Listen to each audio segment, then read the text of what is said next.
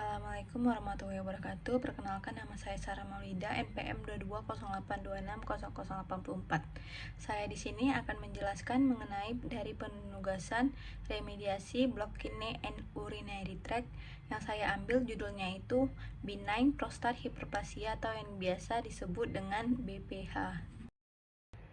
Definisi dari BPH sendiri yaitu suatu keadaan di mana kelenjar prostatnya mengalami pembesaran, memanjang ke atas ke dalam kandung kemih dan menyumbat aliran urin dengan menutup orifisium uretra.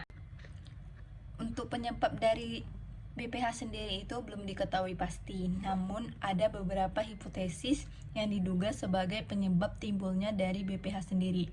Yang pertama ada teori DHT. Nah, di mana pada kelenjar prostat, hormon testosteron ini akan diubah menjadi metabolit aktif dihidrotestosteron dengan bantuan enzim Al5-alpha reduktase. Nah, di mana nanti DHT ini akan memicu mRNA di dalam sel kelenjar prostat. Kemudian yang kedua, ada ketidakseimbangan antara estrogen dan testosteron.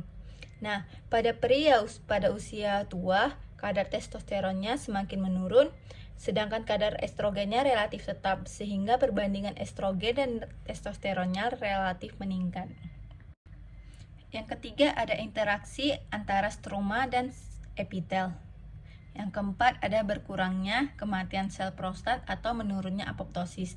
Nah, di mana berkurangnya jumlah sel-sel prostat yang apoptosis menyebabkan jumlah sel-sel prostat secara keseluruhan makin meningkat sehingga mengakibatkan pertambahan massa prostat.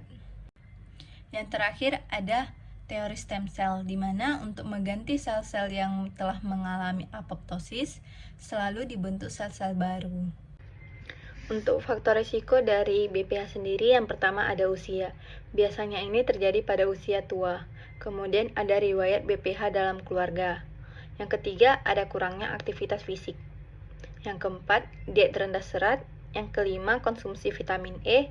Yang keenam, ada konsumsi daging merah. Yang ketujuh, ada obesitas. Yang kedelapan, ada sindrom metabolik. Yang kesembilan, ada inflamasi kronis prostat. Dan yang terakhir, ada penyakit jantung. Untuk manifestasi klinis dari BPH sendiri biasa itu disebut dengan LUTS atau Lower Urinary Tract Syndrome, di mana ada gejala obstruksi.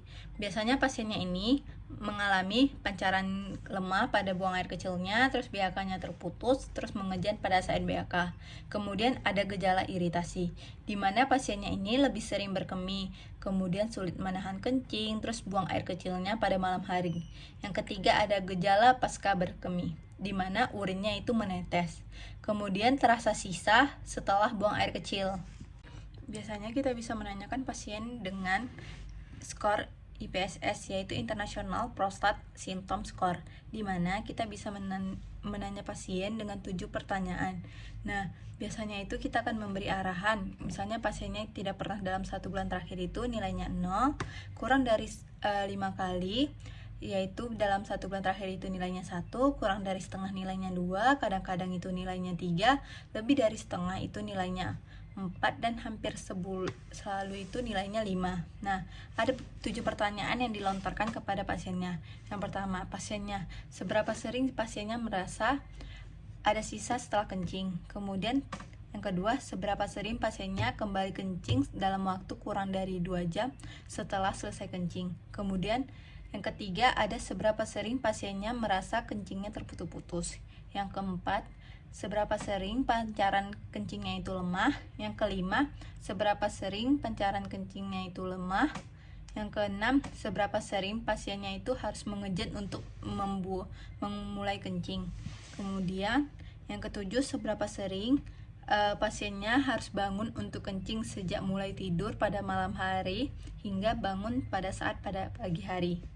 Nah, untuk nilai skornya sendiri, kalau nilai skornya 1-7 itu tingkat ringan, 8-19 itu tingkat sedang, 20-35 itu tingkat berat. Untuk pemeriksaan fisik yang terdapat pada BPH, yang pertama pada rectatuture-nya itu prostatnya bisa membesar, kemudian lunak atau kenyal. Nah, jika terjadi penurunan tonus Stinger ani dan refleks bulbocarvenous, biasanya itu terdapat masalah pada neurologinya. Kemudian bisa terdapat tanda retensi urin. Pemeriksaan penunjang yang dilakukan untuk BPH yang pertama ada urinalisa, di mana biasanya dijumpai leukosituri maupun hematuri. Yang kedua ada pemeriksaan PSA, yaitu nilai normalnya itu di bawah 4 Ng per ml.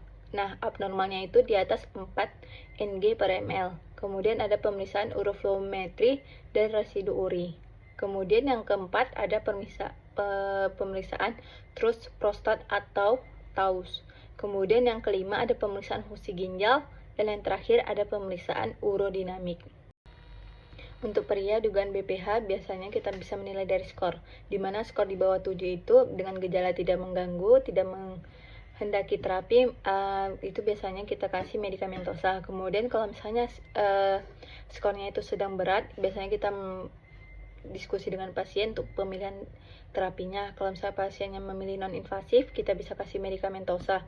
Kemudian kalau misalnya pasien memilih invasif, kita bisa merujuk pada spesialis urologi.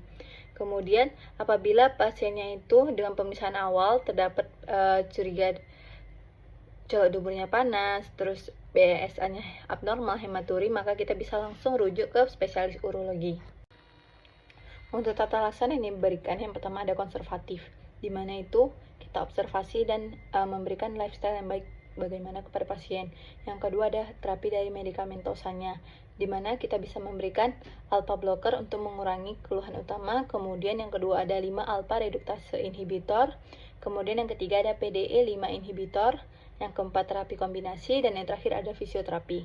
Nah, untuk pembedahannya itu ada invasif dan yang terbuka, di mana yang invasifnya itu kita bisa memilih TURP, transurethral resection of the prostate. Kemudian ada TUIP, biasanya itu transurethral incision of the prostate.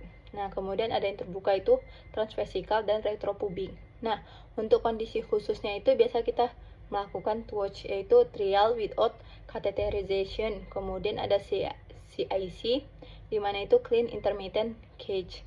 Terus yang ketiga ada sistostostomy, yang keempat ada kateter menetap. Untuk komplikasi dari BPH sendiri, yang pertama ada retensi urin, kemudian infeksi saluran kemih, batu saluran kemih, hematuri, uremia, dan gagal ginjal. Untuk prognosis dari BPH sendiri itu umumnya baik. Nah, pada pasien dengan gejala lulus tadi yang berkepanjangan dapat beresiko mengalami glaukoma 10% serta disfungsi ereksi dan ejakulasi. Nah, namun sebanyak 10% pasien dengan BPH juga dapat mengalami kekambuhan meskipun telah dilakukannya ereksi prostat. Ini referensi yang saya ambil dari pengambilan materi saya BPH tadi. Demikianlah materi yang dapat saya sampaikan. Lebih dan kurang saya mohon maaf. Kepada Allah saya mohon ampun. Assalamualaikum warahmatullahi wabarakatuh.